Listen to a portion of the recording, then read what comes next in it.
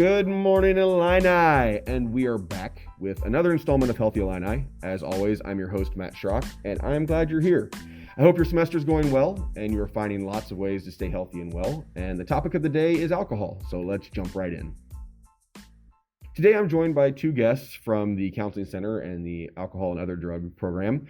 First is Kristen Manzi. She's an LCSW, or a Licensed Clinical Social Worker with the Counseling Center.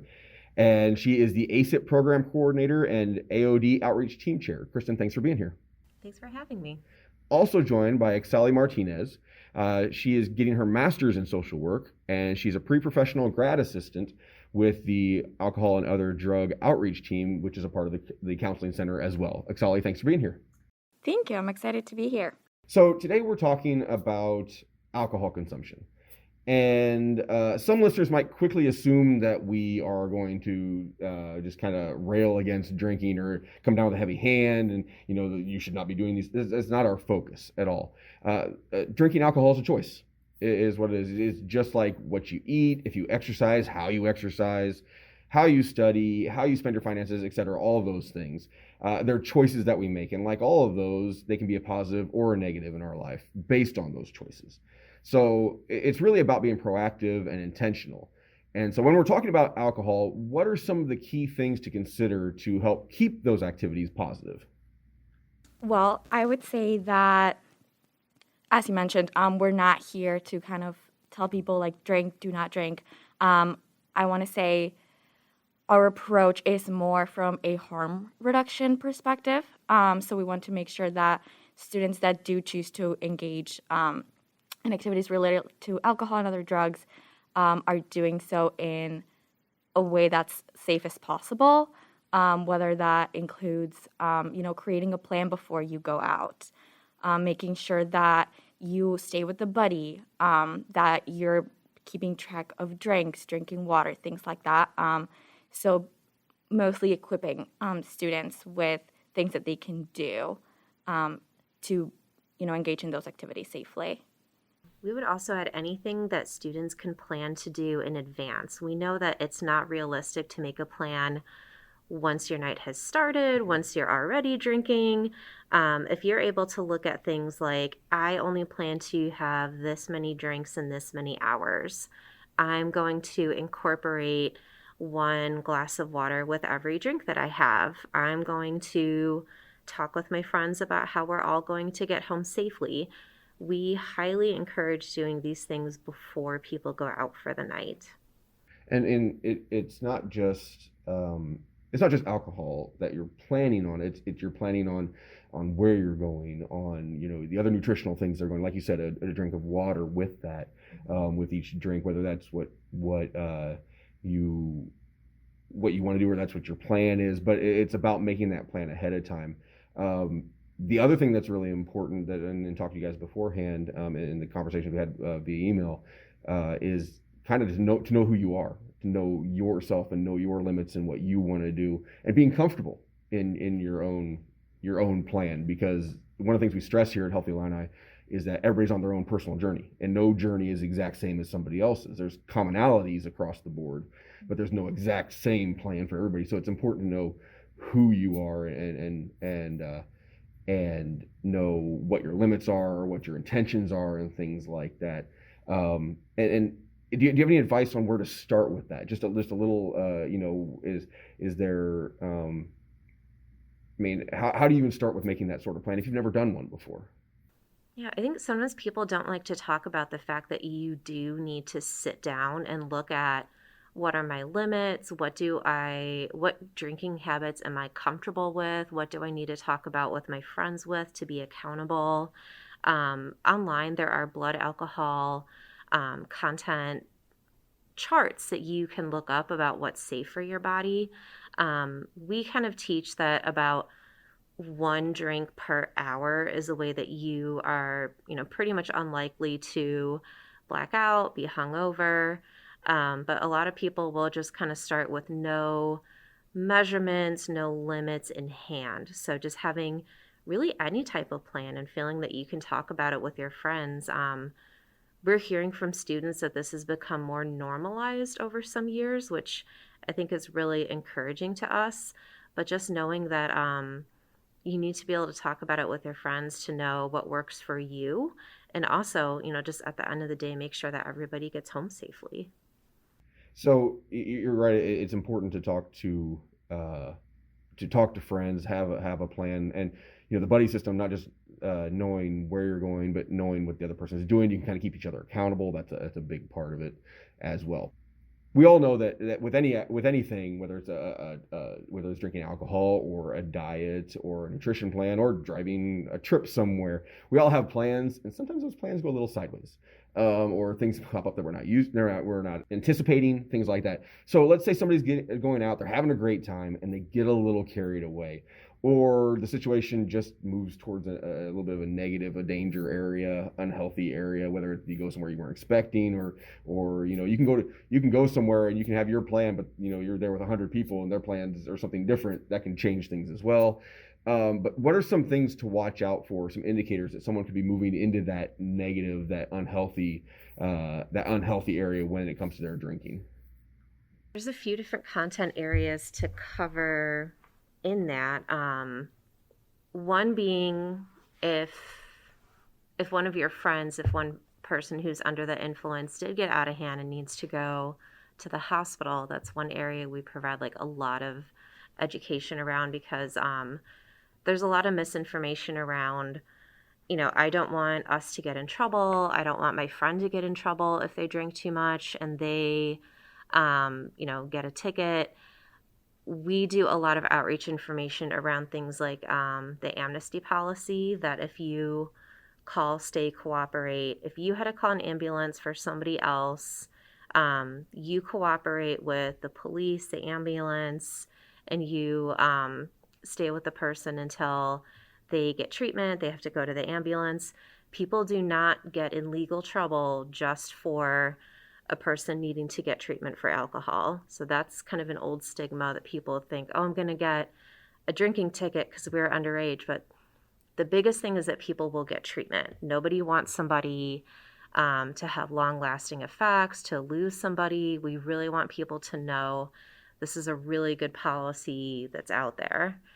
And also knowing how to tell when somebody needs it. Like, we definitely hear from people thinking like, I didn't know when somebody just needed to sleep it off or if they needed to go to the hospital. Like, that's a really scary situation to be in and just not know, what you're supposed to do. So we teach some acronyms for people of kind of when to know you might need to get some help involved. One is called pubs. If somebody is puking, especially when they're passed out and they're not really waking up afterwards. The U's for unresponsive. They're not really waking back up very easily. The B's for breathing. They're breathing kind of slow and irregular, not like their normal selves. And the skin is like cold or clammy and pale. So if you are able to kind of look for pubs to tell if your friend is, just kind of sleepy or if they need to go to the hospital, we really want people to feel empowered to use that, because we don't want anyone to be in a bad situation and feel like they can't use these resources. Yeah, to that, I would add it is kind of a tricky situation where sometimes like you may not really be able to tell, especially if, the friend is intoxicated as well. But yeah, just kind of like being aware of like certain signs that, would be helpful. We also have Dial a Nurse, where you can call and ask if you're not sure, because you always want to err on the side of caution. Sometimes like blood alcohol level can continue to rise even after the person has stopped drinking. So sleeping it off may not necessarily be a good route to take if you're not necessarily sure. So I would encourage students to utilize that as well if they're not sure if a friend might need medical help. And this is where the buddy system also comes in really importantly, because if you're with somebody who knows you, who has been with you before, has been out with you and engaged in these activities before, and then they're familiar with what your reactions are or what your limits are or what you normally do, and then something gets a little bit unusual, you have that familiarity. where, you're like, oh, wait a minute, this is a little bit more than just sleeping it off. This is a little bit more than where you normally are. Let me help you get back to where you need to be, that sort of thing. So that makes talking to your friends, it's the stigma around it has been a long-standing thing. And you're right, Kristen. I really we see that some of that's changing for the better. That there's a lot of conversations that are having that college age students are really more comfortable in sharing those kinds of things with each other and talking to their friends and things like that. And that's a good thing. So definitely, look for those signs. PUBS is a great acronym. I appreciate that because it really gives you something you can remember and you can easily pull back and use as a reference. Are there any other? If you find yourself in one of those situations, somebody has had a little bit too much to drink, or you're seeing a situation that's going a little bit not the direction you want it to go. Are there other resources on campus? Are there things that you talked a little bit about bystander interventions in some of the conversation we had? Could you go a little bit more in depth in some of those things that students can do or what they have available to help if a situation happens like that?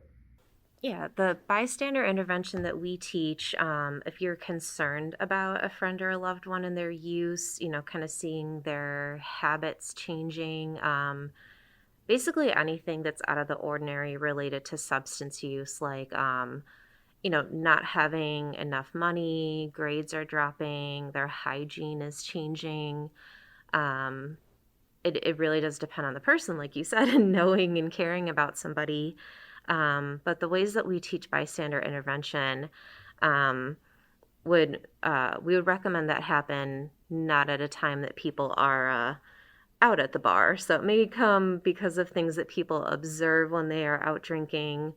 Like, hey, I've noticed that lately these behaviors have increased or these actions have been different. I'm concerned about how you're doing in school, other concrete observations, but taking care to ensure that they're not judgments like you're going to fail out of school or your parents are going to be so mad at you, keeping it to be, clearly defined objective statements. We also teach students to do these things during a time that they can speak privately. They're not, in a rush to go somewhere. They have enough time, and that it's in, private space. Nobody has been drinking, using anything else. And knowing that students can always use outside resources. They can talk to an RA, they can talk to somebody at the counseling center to help. It really means a lot from people hearing from somebody who knows them the best and saying, hey, I'm concerned about you. But we also don't want students to feel like they have to do this all by themselves. There are a lot of resources on campus that can help them. Mentioned the counseling center, McKinley, the dean's office, and there's a lot of places that are willing to provide further support if you came with a concrete example and are saying, I want to help this person. But we definitely want to give you some ideas on some places to start. If you're both part of the alcohol and other drug outreach team, if somebody did want to get in contact with that team or want to know more information about it, whether it be they have a situation they're concerned about or they just want more information for educational purpose or whatever, how would they go about contacting that team? Well, that would be through calling the counseling center.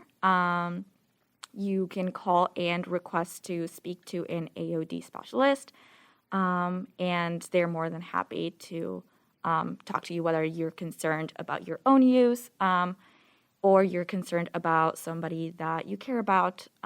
They are more than happy to kind of like talk to you and support you through how to go about that situation. And all of our staff information and all the ways to get a hold of us, either through regular contact information or all of our social media, is at 217-333-3704 or counselingcenter.illinois.edu. And we will have that, as always, with every episode we do. We'll have those resources and some of that information in the episode description. So if you're looking for that, you can find that there as well. It comes back to the recurring theme on Healthy Illini is that campus is here to help, that there are people here on campus. We care about students. We care about, not just academically, but also socially and emotionally. We care about the well-being of our students, the health and wellness of our students, and we are here to help. And whether it be McKinley or the Counseling Center and education, giving education on topics, or helping in stressful situations or negative situations, or even things like, the amnesty policy, that there's protection there, the, SafeRides, SafeWalks. We hadn't mentioned that yet. If you're out and you just, you drove somewhere, but you're like, I probably shouldn't drive back. SafeRides, SafeWalks is a good way, or you're walking across campus late night, those kinds of things. There's lots of opportunity here for students to let the campus help, and we want to help. So, it's again, we're going back to a thing that if you choose to drink, that's great. If you choose not to drink, that's great. We're just trying to give resources to have it be a healthy activity, no matter what decisions you're making.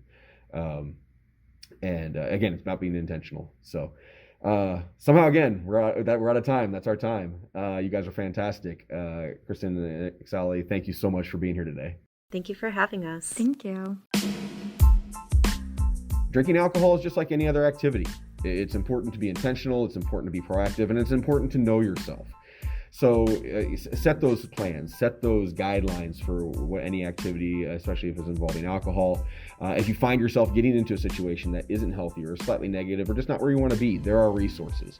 There are people here that want to help. There are lots of opportunity for you to protect yourself in those situations and to just take care of yourself in those situations. So check out our resources, check out the things we have listed, reach out to the Counseling Center, reach out to McKinley, reach out to us here at Healthy Illini. We want to help. We're here to walk with you no matter where you are in your personal journey. But thank you for joining us today. You are on a personal journey, no matter where you are in it. You are important and you matter. Your health and wellness are important and matter, and we are here to keep you well to excel. So go have a great week, Illini. Let us know how you're doing, and we'll catch you next time on Healthy Illini.